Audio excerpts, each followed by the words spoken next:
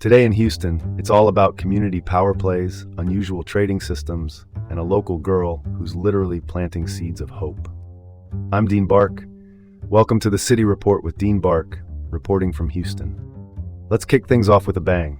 First up, businesses on 11th Street are banding together, calling on Mayor Whitmire to keep the infrastructure improvements they've recently gained. Yeah, it seems not even street designs are safe from rollbacks these days. This coalition is all about maintaining their streets' new safety features, and they fear some might have, rollback fever.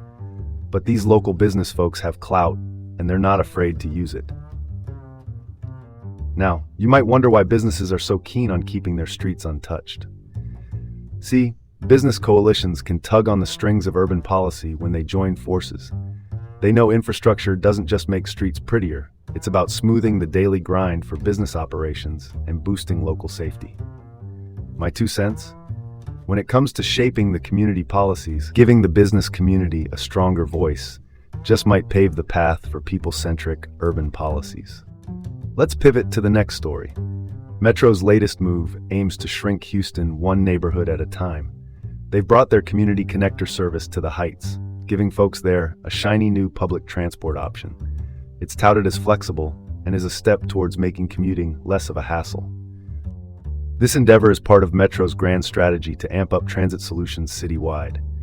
The upside? Potentially less traffic and more smiles on the Heights street corners. Feels like a win-win to me. Expanding these kinds of services is more than just adding new bus stops. It's ensuring our city's growth doesn't come at the cost of convenience or the environment. Sustainable city growth requires clever transport options, maybe even a whisper of inspiration from European cities who have been doing this for decades. Let's keep this train moving. Next up, back to nature, or at least trading like it's the Stone Age. Houston's Earth Day barter fair ditched currency for the day, and it went down like a breath of fresh air.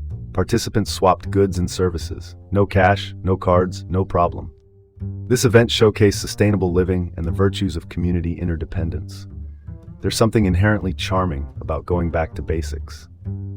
Let's talk viability.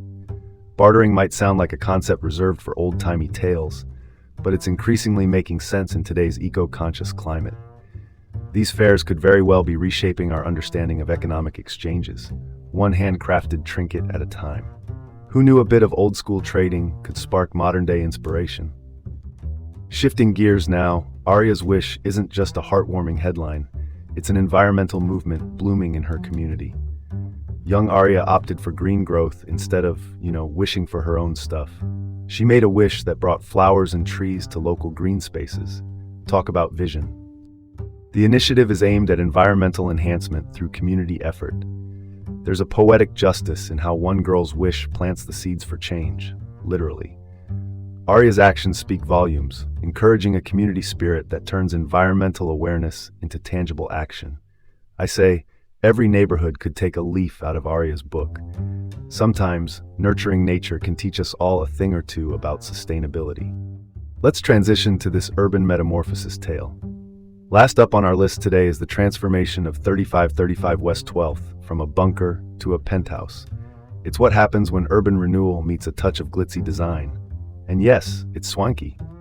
This redevelopment reflects a broader urban renewal trend in Houston, where bygone or rundown spots are reimagined as posh residencies. It's more than just gentrifying. It's about refashioning communities, bolstering economies, and attracting new tribes to once forgotten corners. A luxurious twist without alienating the community.